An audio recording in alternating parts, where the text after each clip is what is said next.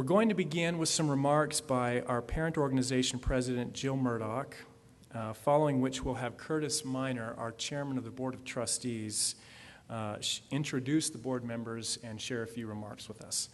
So, Jill, come on up.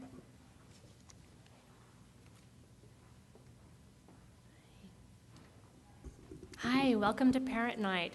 By show of hands, how many families are new to the school this year? Oh, we got a good turnout. Welcome to American Heritage School. We're excited to have you here. I'm just going to explain a little bit about the parent organization and some of the things we do. First off, I want to introduce my presidency. We have Jenny Burr, who is a vice president. Can you guys stand as I introduce your names, please? Andrea Monfredi, who's also a vice president. Teresa Despain is a vice president, and Melissa Washburn is the secretary. Our presidency grew because the needs of the school grew, because the school's growing. The motto of the parent organization is, "You are my hands," and this is taken from a talk given by Elder Uchtdorf in General Conference a few years ago. We like his symbolism in there, how we are Christ's hands in serving our children, our faculty, and our staff, and even each other as we work here at the school. With that, I wanted to let you know that out in the hallway, maybe you saw it as you came in, is the volunteer sheets to sign up for some of the events that happen throughout the school year. So this is a great way to figure out how you're going to fulfill your 30 hours of service throughout the school year. We're doing it a little different this year than we have in other years. We just have each event listed out there with about how many volunteers we need. For instance, if you want to volunteer for the book fair, there's probably about 8 to 10 spaces available to have volunteers. Once those spaces are full, then that means we have that many volunteers and we have enough. We ask that you look for another event that needs more volunteers to help out in that area for that. Also, don't forget that you can also volunteer in your classrooms, and especially with the specialty teachers. They also need help, whether it's music or art, the orchestra and choir and science classes. They all need help too, that you can help in too. I'm also still looking for 2 team leaders over 2 advance. So if you're interested in being the team leader over the Teddy Bear Project, which happens at Christmas time, or Grandparents' Day, please let me know. I need team leaders for these events, and then we can get you trained and up and running. Another thing that we always need volunteers for is obviously the lunchroom. That takes a lot of volunteers to have it flow nice and easily, especially with our growing brew of students coming in and out of the lunchroom. We really need help with food handlers' permits. If you can obtain one, that would be great. The school will reimburse you on that. Tammy Morse has been so wonderful to attach a link on the webpage under Edline that it will take you right to the webpage that you need to go to. It takes about an hour and a half. In fact, yesterday I got on the food handler's permit page. It took me about an hour and a half to study for it and take the test. It's 30 questions, and it's an open book test. So you can't get any easier than that. And guess what? I have to show you, I passed. I now have my food handler's permit. I get to serve pizza on Mondays. And then I thought, if I get to serve pizza, if they have extra, I might get a slice or 2 afterwards. So come help us on Mondays. We need lots of help with that, with the food handler's permit. And like I said, the school will reimburse you for that. Speaking of Pizza Mondays, we've also changed something regarding the high school kids. They were starting to pay for their own slices, which is going great. We have run into an issue with the health department. We need to realign the form of payment on that. Cash will be accepted in the form of dollar bills only. We can't accept coins or change, and it's now going to be in an enclosed box with a little slit on the top that they can slide their dollar bill in, so no coins will be able to fit in. It's just something we came up with the health department. This is how it has to be run now. So know that if your high schooler puts a $5 bill in that little slot, he gets to take 5 slices of pizza. If he only wanted 3, he doesn't get change back because there's no way to get change back. So make sure they bring the exact amount of money that they need for their pizza slices on that. One more thing is to remind you that tomorrow during the Meet Your Teacher time. We will be having the uniform swap out here in the center court. Once again, only checks are accepted, so bring lots of them for various pieces of uniform that you may need. Also, Thursday, August 30th, is our parent orientation. I know there's a lot of parent meetings. We have the parent meeting tonight. Parent orientation is in a week and a half. That will be the time that you get to actually go to your child's specialty class and core class and learn from their teachers what will be happening and going on throughout the school year and how you can help and assist at home. So it's really vital that at least one parent attend at that time. Also, that puts a big day on our teachers and faculty. They are here all day long with that because it runs into the night. And so we like to feed them. With that, we have a volunteer sheet out in the hallway, once again, where you can sign up to help assist bringing some of the food that needs to be prepped for that meal. The meal has already been planned. We need just people to help prepare and bring the food. So once again, sign up out in the hallway for that. Our volunteer record sheets, if you're new to how that procedure will be done, it's also going to be done differently. I just learned about 10 minutes ago that it's going to change. There will now be a binder in the office to keep track of your volunteer hours, or it will also be done on Edline. I am not exactly sure of the link, but I'm sure we will be getting that from Grant soon. And you can keep track of your hours, either the binder or on Edline, which is, we're moving ahead. This is fun. Also, our first parent meeting is coming up on Wednesday, September 5th. That will be 8:30 in the morning till about 9:15, and we're going to have it in the North Auditorium. This is a great time to learn more about the parent organization, and we are going to host for you a basic training seminar on American Heritage webpage and Edline, kind of showing you the ins and outs and some of the links that you need to become familiar with to keep in touch and know what's happening with the school. And with that, I think I've covered everything I needed to. Thank you.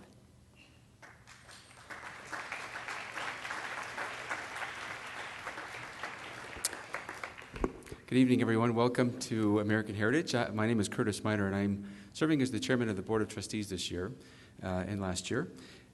First and foremost, I want to welcome those of you who are new to the school. I hope you'll find, and I believe you'll find, that this is a wonderful environment for both families and children. We've got 4 children, and they've been here for a number of years, and it's been a wonderful experience for our family. I want to take a minute tonight and introduce the Board of Trustees. Not all of them are here, but those who are, if you could please stand for just a second. I'd like to point them out. We have 2, it looks like. Katie Homestead and Dr. Jeff Matthews are here. I'll also read the names of the others who are on the Board of Trustees, and then just for a moment talk with you about what we do as a board. Jill Bigelow is on the board. Dr. Janet Erickson, serving as our curriculum committee chair. Cynthia Gamble is serving as our alumni relations chair. Katie Homestead, who you just saw, this is her first year on the board, and comes very well prepared. She served as the president of the student or the parent organization a couple of years ago. Danny Mason is also on the board. He serves as the chairman of our Family Education Center Committee. Dr. Jeff Matthews, who is here, serves as the chairman of our development committee. Derek Maxfield serves on the board. Travis Sessions serves as the chair of our finance committee and our legal committee. Bob Sorensen is our chairman-elect this year, which means he'll serve as the chairman both next year and the following year. Jim Stice is our audit committee chair, and Mary Kay Ware is also on the board. Our responsibilities as a board are to protect and promote the mission of the school. Our responsibility is to look at the long-range planning issues and some of the other large-scale decisions that are made, both in terms of finance and curriculum, some of the strategic moves that are made in acquisitions of property and other assets and those types of things. First and foremost, though, our responsibility is to hire and coordinate with the head of the school. I don't know about you, but I think we've done a pretty good job at that in hiring Mr. Beckwith. We work closely with Grant, and we continue to be impressed by him and his administration. We are grateful to serve in this capacity as a Board of Trustees and hope that you'll feel welcome to talk with any of us about concerns that you have and suggestions that you have. We hope that you'll enjoy your year here at American Heritage School. Thank you.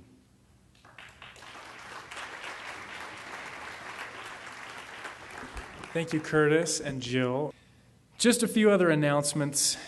We would like for you to review the honor code with your children and sign that with them. Your name goes on it too by the end of the first week of school. So by next Thursday for elementary school, because they have in-service on Friday, or by Friday for middle and high school.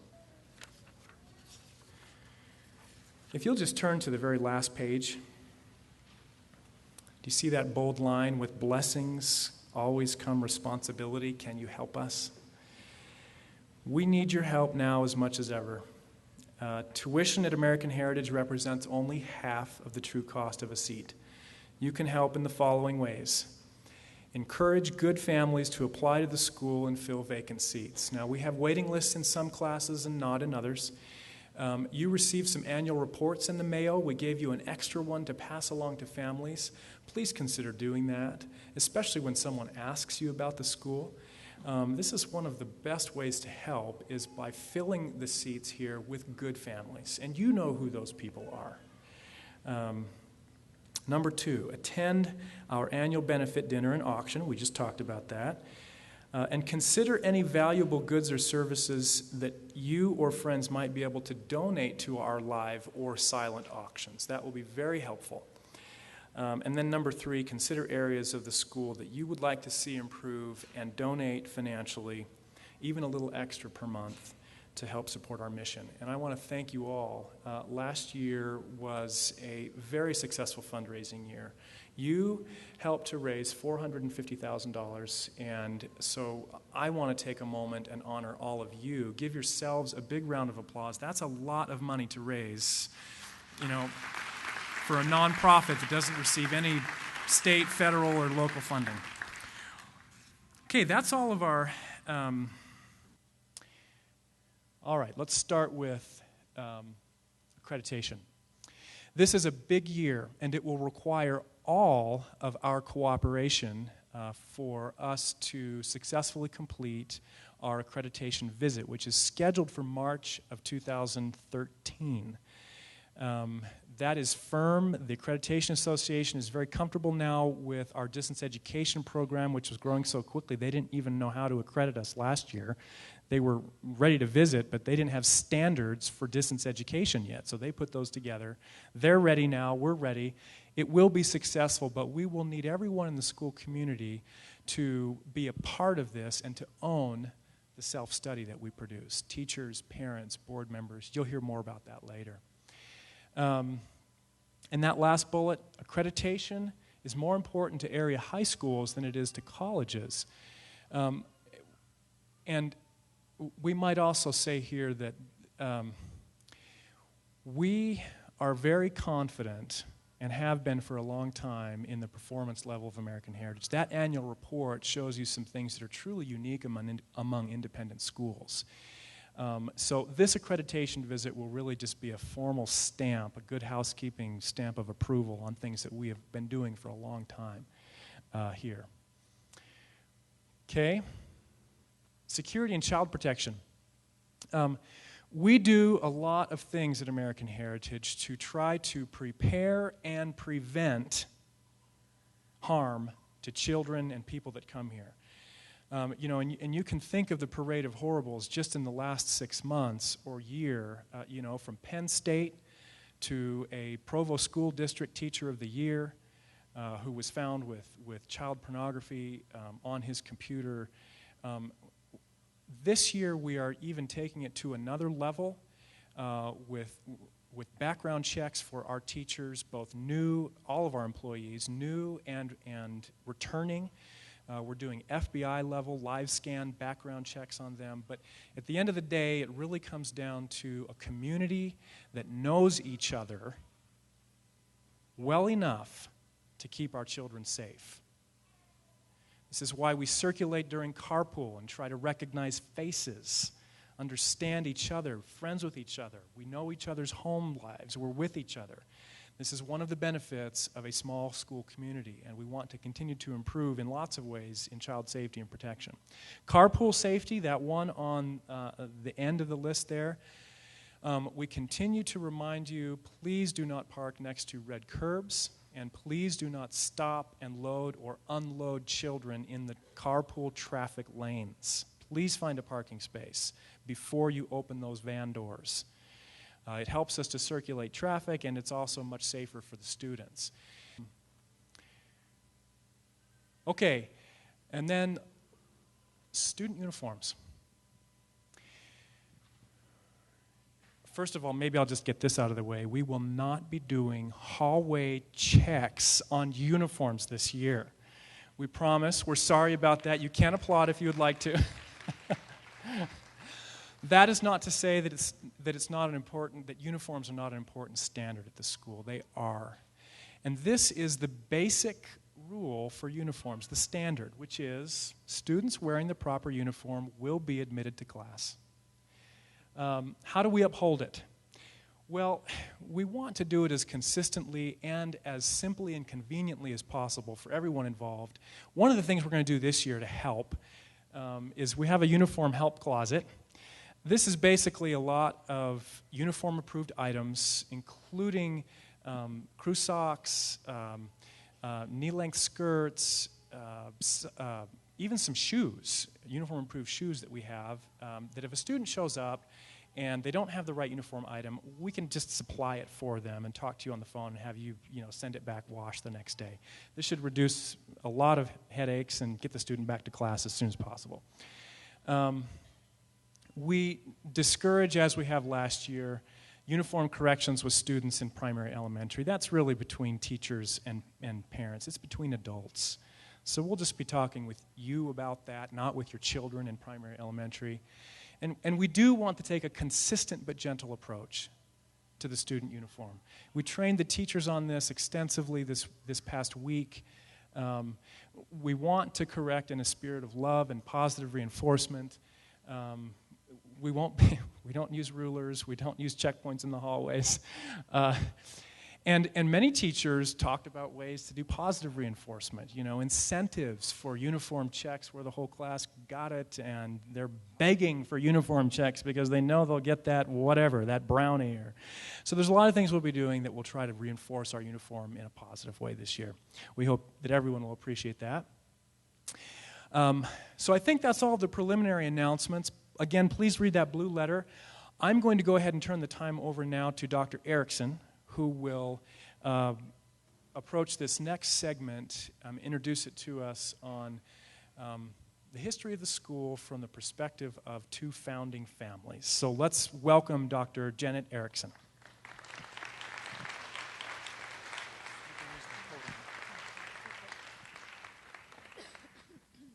It's an honor to be here.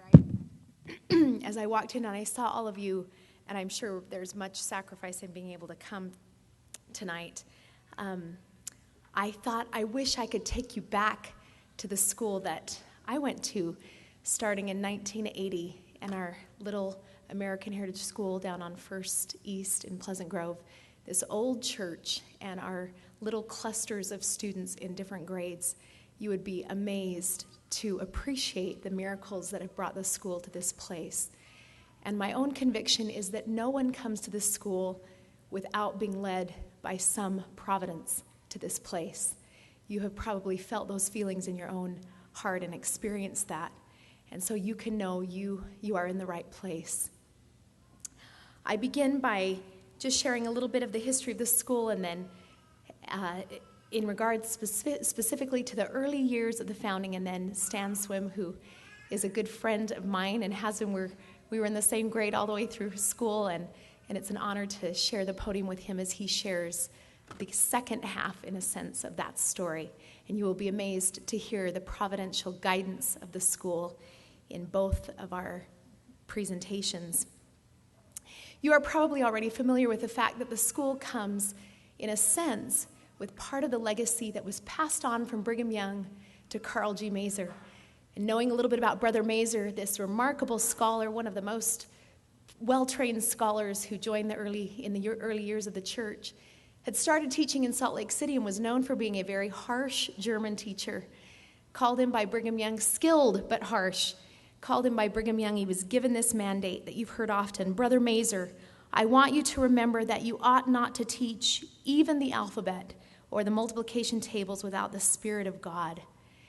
And the Brother Reynolds, who was the secretary to Brigham Young at that time, talks about sending his 2 daughters down to Provo to follow this mandate given to Brother Mazer, and how it transformed him to know that everything should be taught by the Spirit of God, because he became a father, a loving father and a mentor to each of those students, 2 of whom were children of Brother Reynolds.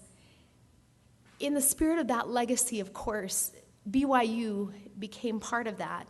And as President Kimball said, when he described education for eternity, said not that every teacher should be teaching religion constantly in their classes, but every teacher would keep his subject matter bathed in the light and color of the restored gospel, which was that remarkable heritage founded with Brother Mazer.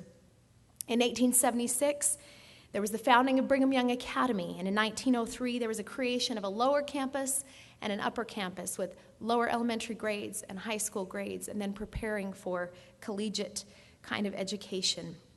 But then in 1968, after decades of these schools existing together, Ernest Wilkinson felt it was appropriate to have those schools closed that were not university education. My grandfather was close to Ernest Wilkinson, and he and other fellow professors were concerned about where they would send their children after the closing of this school. And they met together, and they had deep desires to have their children continue to be taught in the light of the restored gospel, as President Kimball described, bathed in that truth.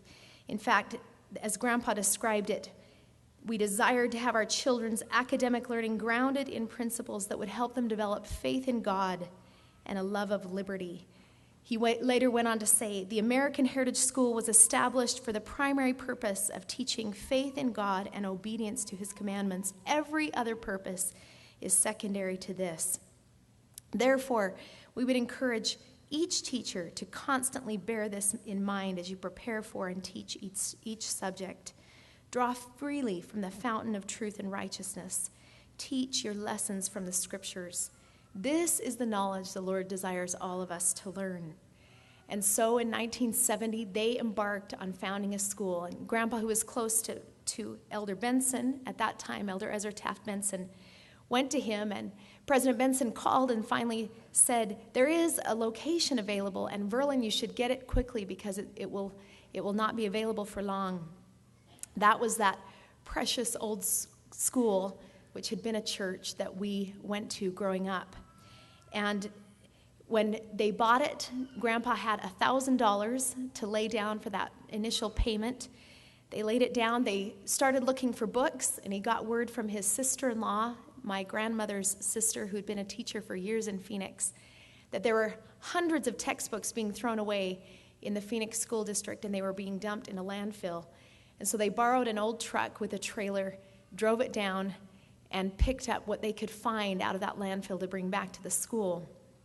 And that's what they started with, those books and that $1,000 payment on that old church building.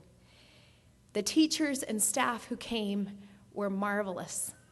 And just, although you may consider that this is a story of 2 families, Stan and I have both talked about how the true story is individuals being guided by God to come and offer what they uniquely could and sacrifice what they uniquely could sacrifice so that this remarkable school with its unique mission and purpose could continue.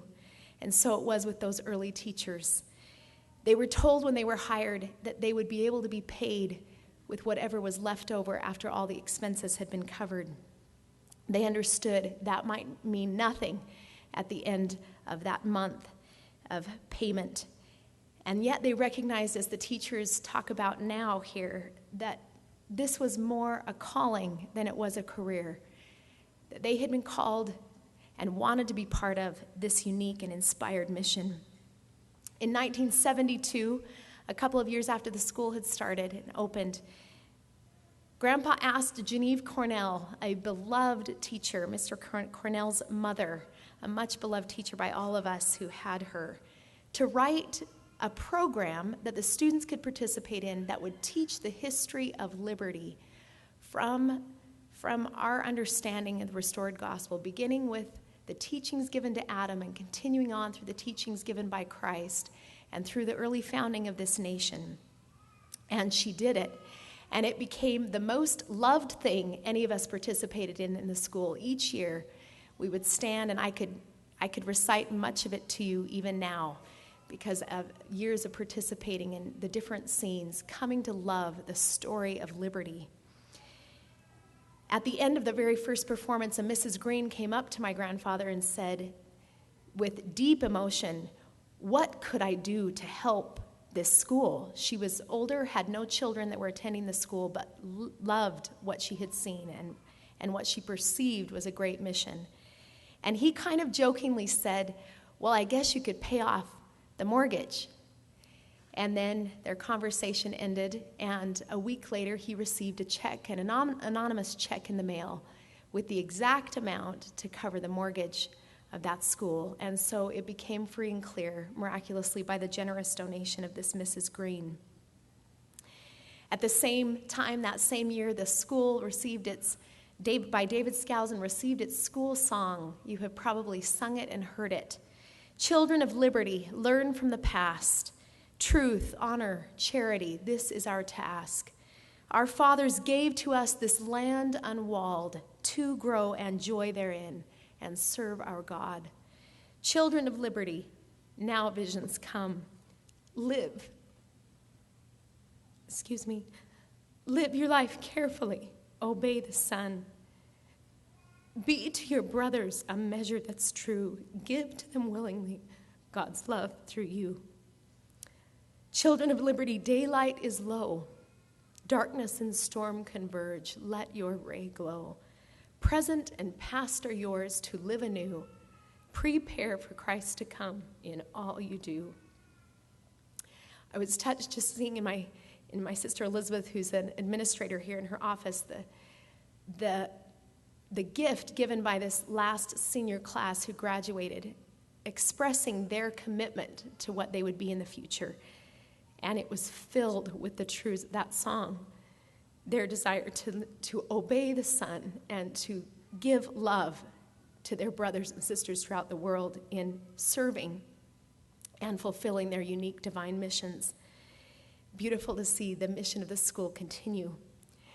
Well, Grandpa passed away in 1992. In 1999, I was a graduate student and with a group of teachers had the opportunity to attend under Lugene Livingston, a woman who had talked about education for a long time and who was not a teacher at the school but was connected with the school, gathered a group of us together, and I just got to be part of it, and said, we need to go back and meet the Foundation for American Christian Education at Stonebridge School in Virginia. They have something unique about methodology that we need at American Heritage School and we need in home schools that were being started there at that time.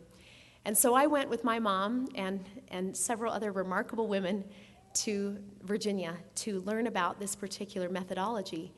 And as I sat there beside Mom, she would whisper to me, this is exactly what Grandpa had in mind.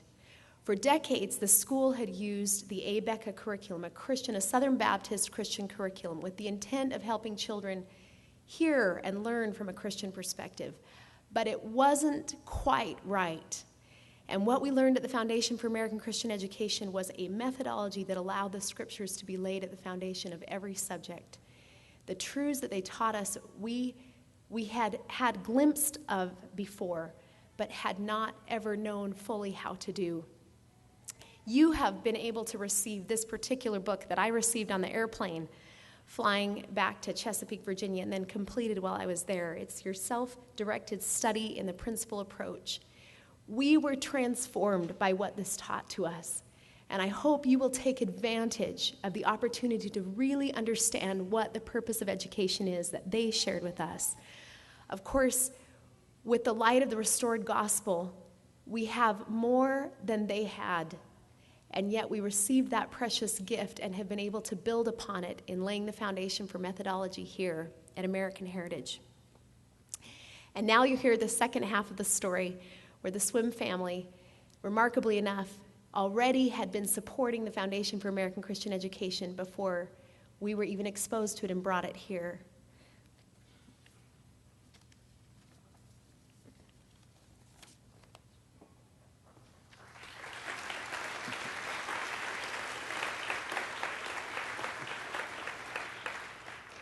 Thank you, Janet. Janet and I have known each other for 27 years. I was trying to figure out how long. It's been 27 years.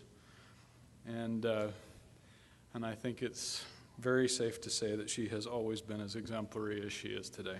So the fact that she still talks to me is no small testament to a great degree of patience and a few other things. But it's a privilege and a pleasure to be with you this evening. If you're new at the AHS community, I hope that you feel welcome and excited, because we're excited to have you here. I do approach these next few minutes somewhat cautiously. There's only time for part of the story, and as Janet said, it's just not possible to go through and name all of the remarkable people who richly deserve credit for what's happened here. Stories talk about people, but the people in this story wouldn't want to be the focus of it. So my prayer is that what I share will lead to three things. First, a broader perspective on a restoration in education. Second, a greater understanding and appreciation of work that built and sustains this particular school. And third, a vision of your own role, our own role, in the next chapters of that story. So we're going to pick up where Janet left off by stepping out of Utah, out of the church, and into a different family. My mother's side of our family, the Bankheads, came here as Mormon pioneers in the mid-1800s. But the first pioneer in the Swim family was my dad himself. He did grow up in a Christian tradition, non-denominational. Making many long stories into a short one, Dad left his home state of California after seeing the culturally disastrous 1960s from a front row seat as he was in college, an underclassman. In Utah and at BYU, he found a value system which built upon his own, and he was baptized in August of 1968. And if you know that year, you'll realize what sort of a whirlwind must have surrounded him as a young man. Two men on the faculty of BYU were particularly influential in Dad's thinking. One was a religion professor, a Book of Mormon teacher named Reed Bankhead, and the second was a business law professor named H. Verlin Anderson, Janet's grandpa. Dad finished his bachelor's degree in business, then served a mission in Germany. After that, he courted and married Laurie Bankhead, Reed Bankhead's daughter, now my mom, and completed a master's degree in political science, he did his thesis on a mixture of economics and constitutional law. Upon completing his master's, Dad was hired as the vice president of Cleon Skousen's Freeman Institute, which some of you may know something about, leaving later to start his own business career. By the time he and Laurie had the first three of their 5 children, only 10 years had elapsed from the time he was baptized in the church. Dad's great-grandfather, Henry Jackson Swim, was a member of the early faculty of what is now the University of Washington.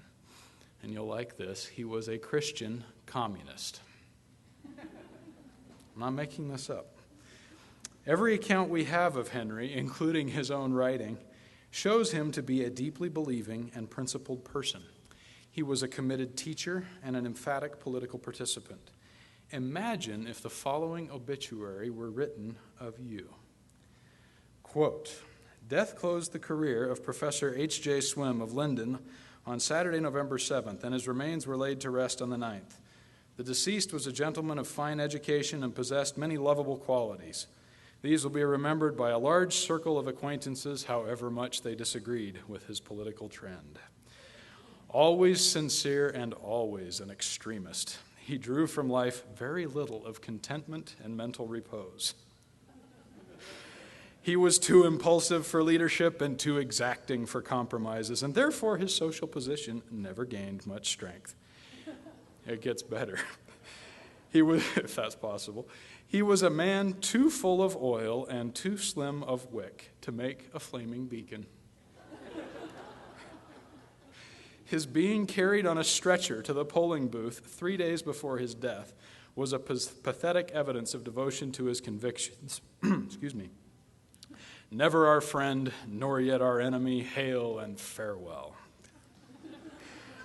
Now, lest you think I'm making this up, that's Henry Jackson Swim, and that is the obituary I just read. Humorous as it is, there are some poignant lessons to be taken from Henry's life and obituary, and his descendants have tried to learn from them. Those lessons might be summarized this way. First, one can seek to be principled, scriptural, and sincere, and still be wrong. Second, love, principles, and sincerity are ingredients in leadership, but they aren't the whole recipe.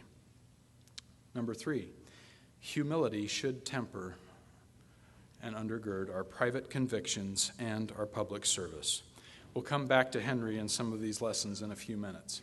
Henry's son Arthur started off as a teacher in Anacortes, Washington. I actually got a textbook on my possession that he used to teach English history, but eventually became a banker in Washington and an early developer and mayor at one point of Twin Falls, Idaho. Arthur's son, Dudley Swim, my grandfather, graduated from Stanford University in 1928 and went to New York, becoming an exceptional investor and businessman. Despite starting his Wall Street career 1 year before the onset of the Great Depression, Dudley earned enough to retire 9 years later at the age of 32. After service as a naval officer during World War II, he moved to Carmel, California, where he managed his own investments and resumed work on some charitable concerns. These three men here are my great-grandfather, Arthur, there at the far left, so Henry's son, my grandfather, Dudley, and then my father, Gaylord. Dudley believed wholeheartedly in the American founding and experiment and was appalled by what progressivism and the New Deal had done to it. He early determined to mount a challenge at the level of fundamental ideas and to restore the values and institutions that had been corrupted.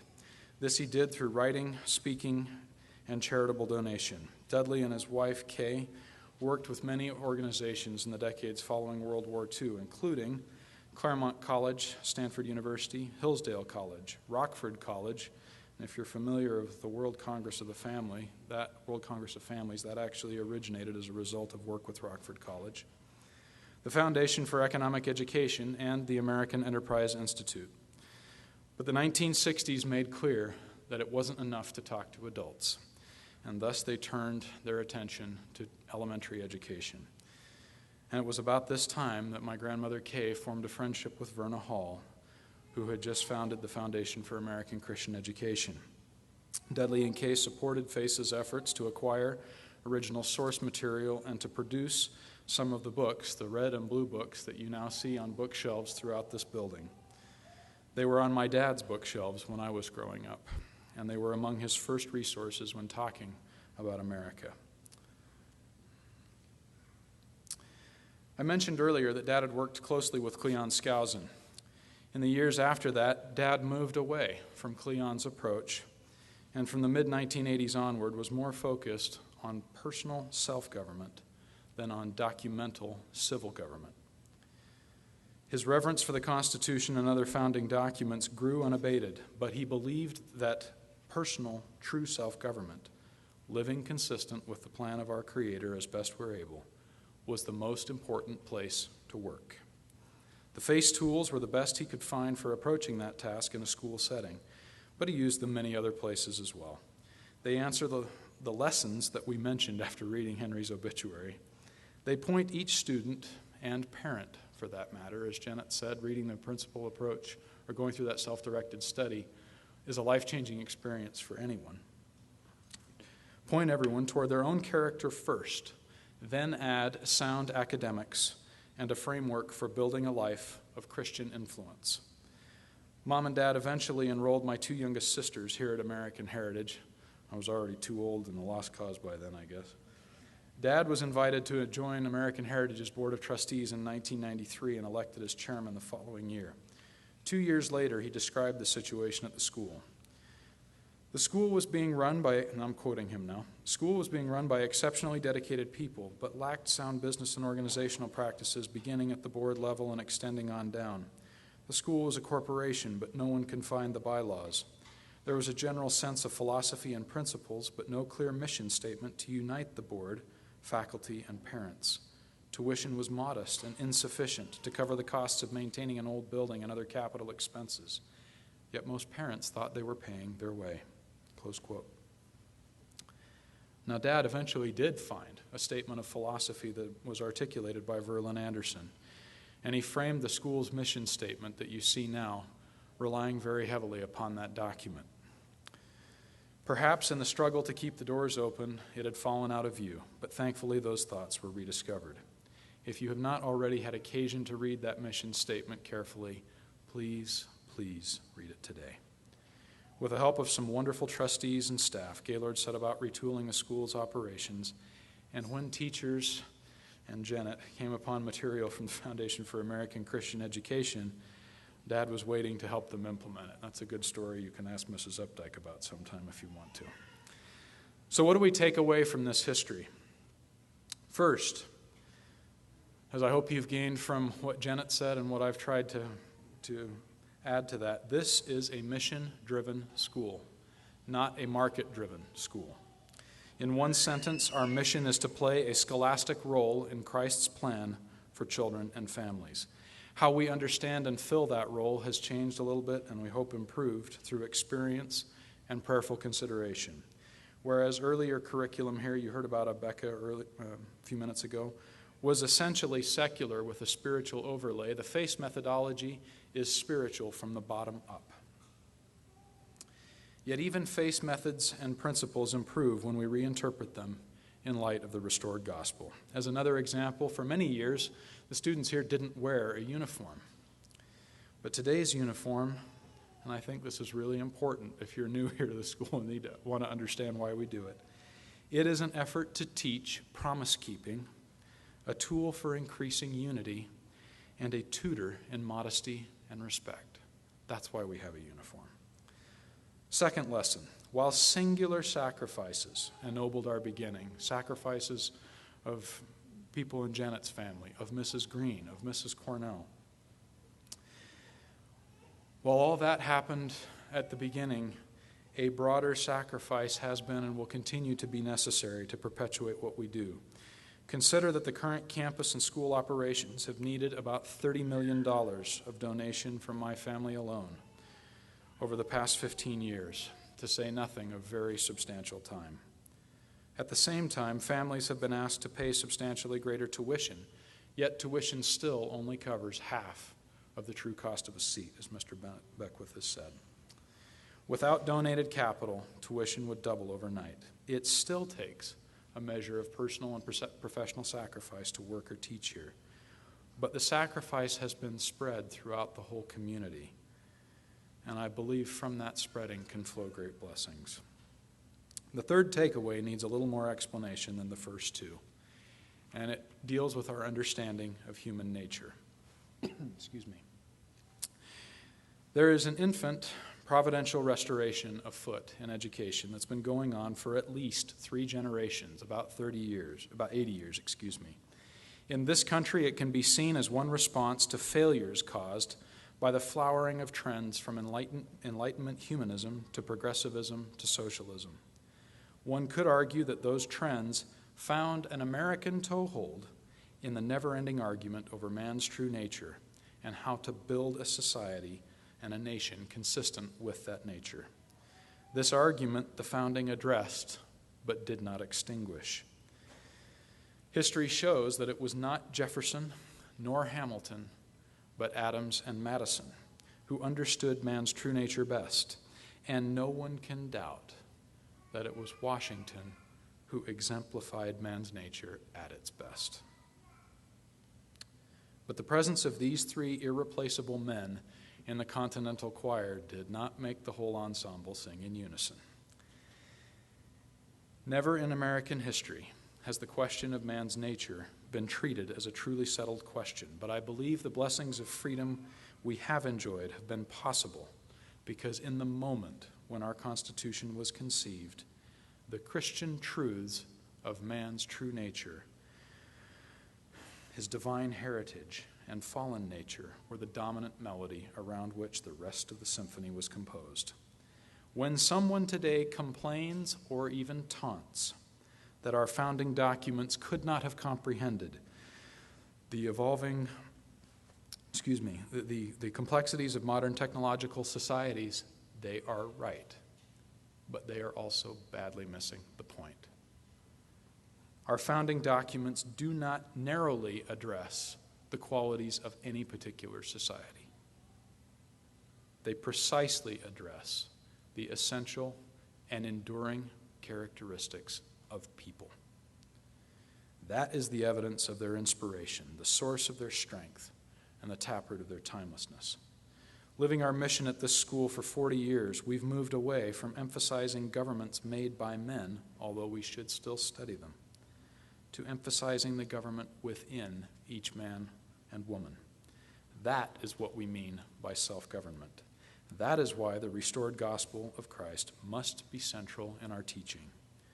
It reconciles man's fallen nature and divine heritage through the atonement of Christ. People who govern themselves by Christ's law are at once the most governable and the most naturally free people anywhere. Educating hearts and minds is a phrase easily turned into a cliche, but here we mean this very specific task of helping children build their characters on the rock of Christ while preparing their minds and bodies to carry out whatever mission they may have in this mortal world. Remember Henry Jackson's swim? I believe that his influence was constrained. It was, according to the author of that obituary anyway, because he thought too much about governments made by men rather than the government within each man. That may have misordered his principles, and it certainly limited his usefulness. Focusing on civil government more than Christian self-government leads straight to pride. It also breeds a counterproductive cynicism about civil government and even people generally. We've all seen examples of this and might even find some in our own conduct. The shared vision of Verlin Anderson and Gaylord Swim and the many who have worked with them over the years, both of those men wrote politically but ultimately focused more on the heart, should lead us down the path of true education as students and families, simply because their shared vision was little more than an invitation to seek Christ in every aspect of our learning. This fall, in just a few days, marks 10 years since we moved into this beautiful campus. Any such anniversary is a good time to take stock of what we've done. But I believe the more important anniversaries are the little, maybe even daily ones, the personal ones, as we commit to more fully follow the Savior.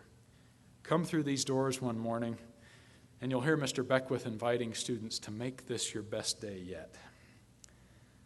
I like to think that Verlin Anderson and Gaylord Swim would greet each of us with the same cheerful challenge. It seems right to conclude on this note, a discussion of providential restoration in education. The restoration of the gospel began with a single revelatory event, but most restorations in history don't work that way. They follow a line-upon-line pattern where the Spirit stirs people from diverse places and creeds to start work on the same problem. The Reformation and the King James Bible both came about in this way, and I believe that future observers may see today's work on Christian education as a similar narrative. American Heritage School may be one small chapter in that narrative. I hope it will be. A few great men and women have given that chapter an inspiring start. Each of you has been stirred for some reason to be here, to bring your children here. And I hope that you will make the most of this opportunity, this precious opportunity for your children and for your family. It is now our turn to lift. Thank you.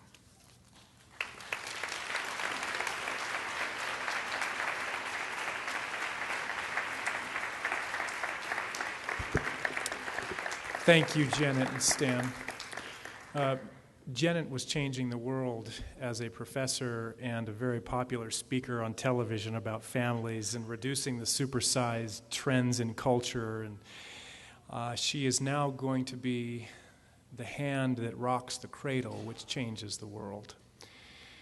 And Stan has been a very close and personal friend and mentor of mine for many, many years. And to hear Stan speak is to understand somewhat of the depth of his soul. To hear his music, however, is to truly understand his greatness. And Stan, thank you for sharing that spirit with us today. Well, I'm just going to offer some closing remarks, and then we'll let you watch just a piece of that training video and let you get on to home or carpooling after the closing prayer. But I'd like to just begin by sharing a little story with you. This is something, does this one still work? Test, test.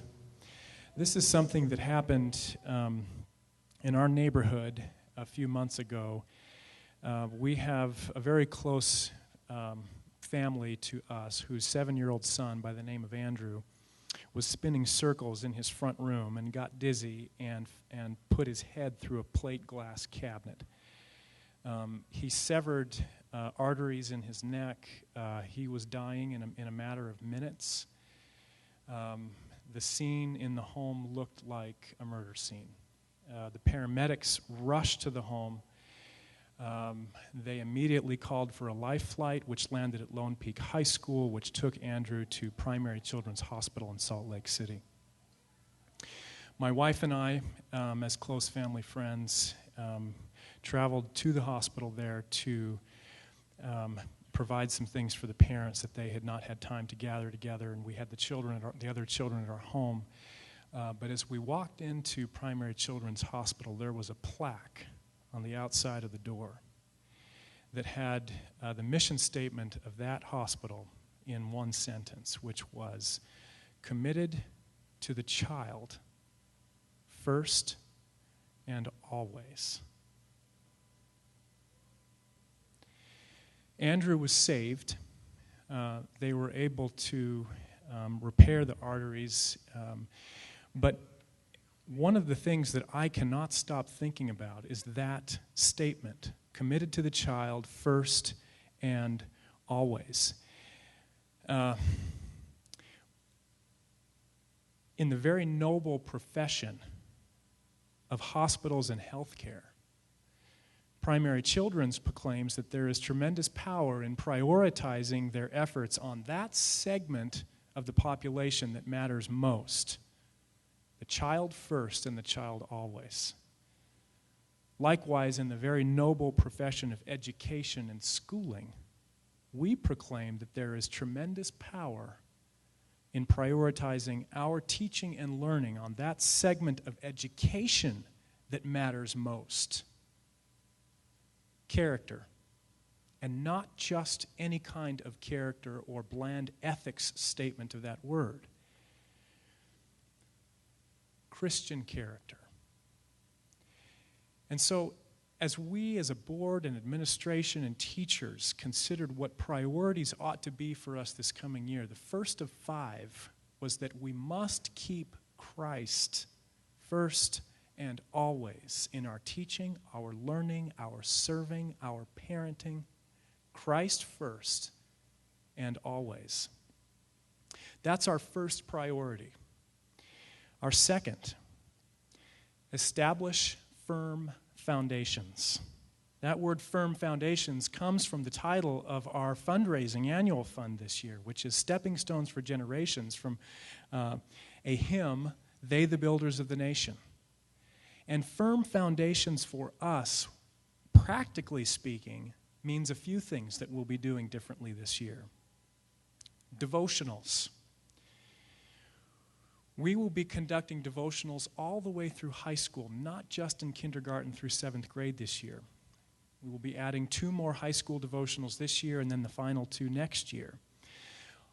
Firm foundations means putting in place good and righteous habits, traditions that will preserve and protect a mission. Another thing we'll be doing, parent foundations training. Foundations training is already required for all new families to the school. That June foundations training, if they don't come, they watch it on video.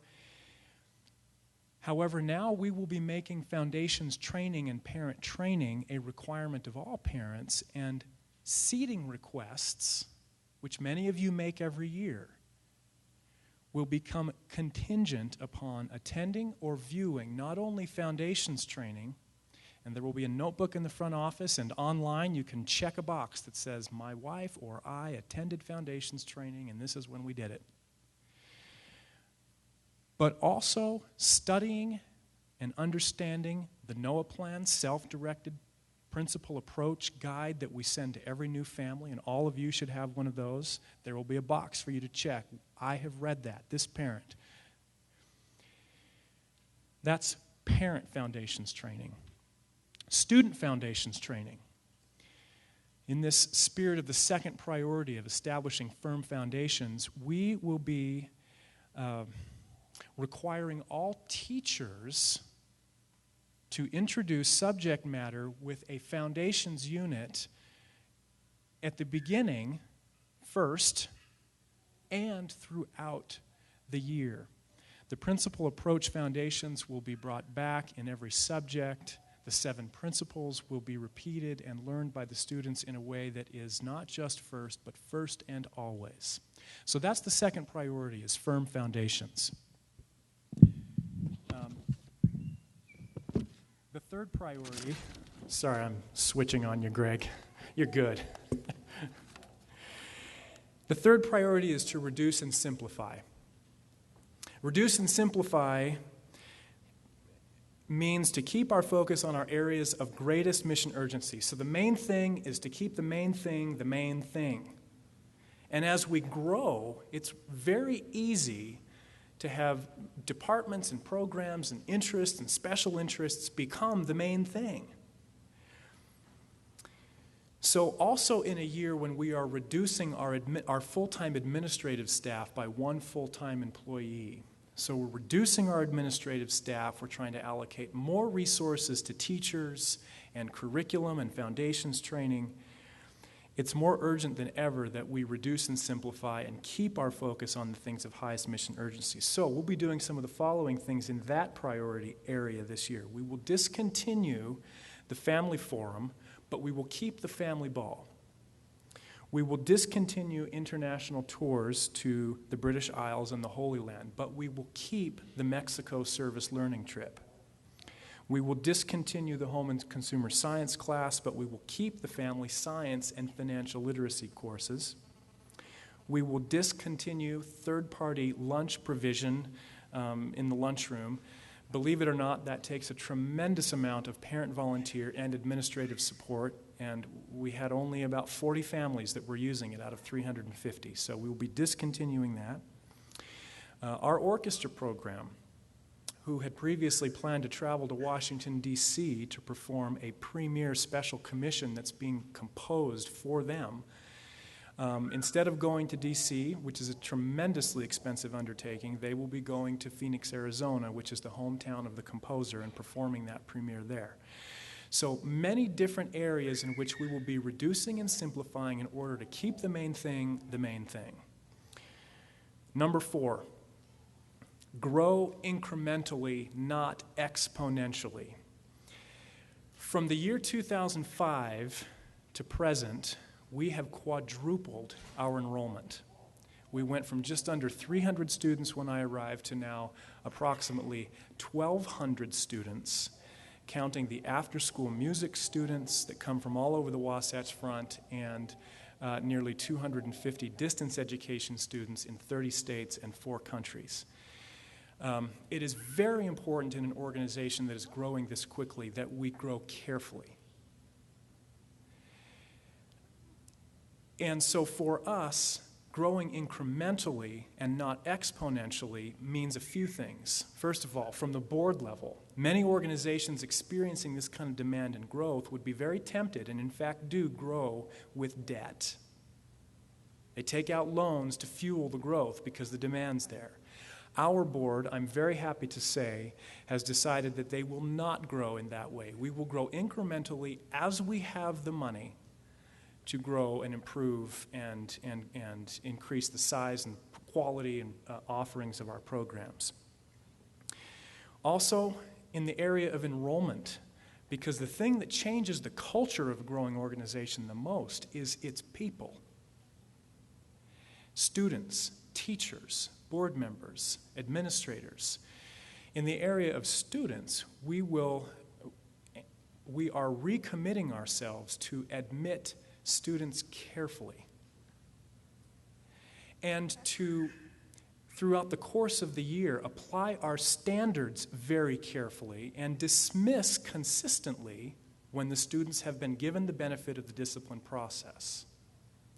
That is a vital component to our preserving and protecting our school culture as we grow so quickly and have grown. Some of you may be aware that we dismissed quite a few students from the school last year, 14 to be exact, out of 650.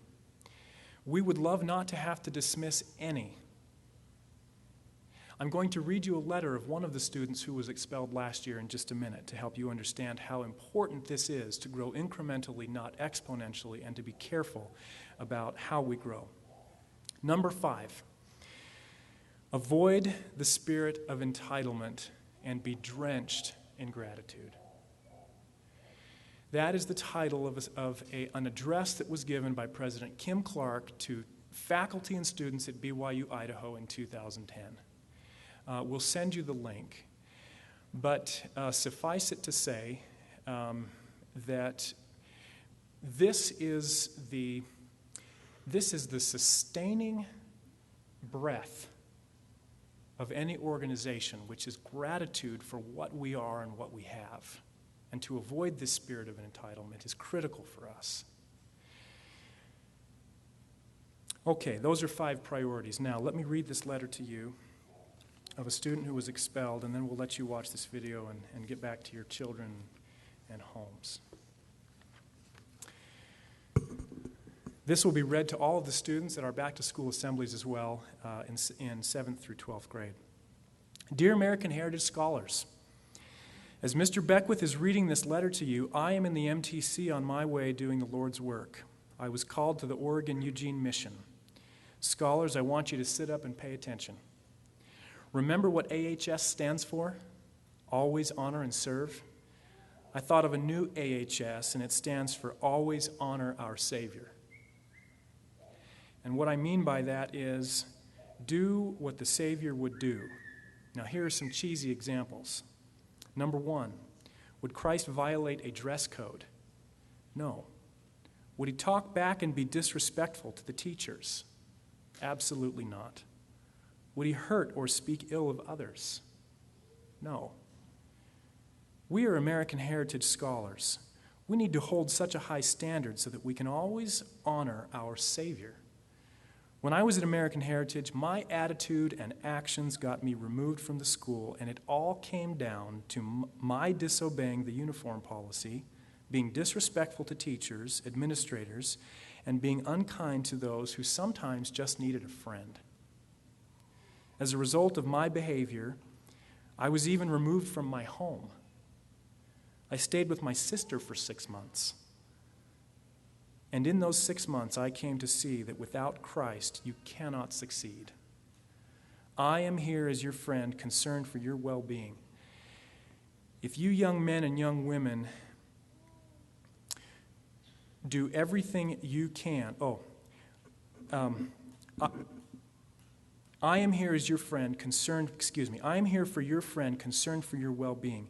If you are wondering, yes, I did eventually graduate from American Heritage, but not with my class. I beg you, young men and young women, to do everything you can to be Christ-like to each other, your parents, teachers, and administrators. They want nothing more for you than for you to succeed in this life. In closing, I'd like to express my gratitude to the teachers, administrators, and my friends for being a huge influence in my life and for helping me to see the big picture. I would not likely be the person I am today if I attended just any school. Scholars, learn all you can. Be the best you can possibly be. Don't think of the honor code as a drag. You signed the papers agreeing to obey the rules here. So stop being disobedient and start doing what you're supposed to, because the dress code brings reverence and reverence brings revelation. I promise you, you don't want to be where I was a year ago. Trust me, it's not worth it. I want you to remember that I love and miss you guys very much. I care about you, and so do a couple thousand others. Take your schooling seriously. It is an honor and a privilege to be at this school. If you don't like the way this school is structured, then go somewhere else. Don't ruin this experience for others because of your attitude. Always honor and serve, but never forget to always honor and serve our Savior. With much love, Elder Austin J. Hendrickson, class of 2011. P.S. I want you all to study Helaman 5:12. Well, thank you for coming tonight.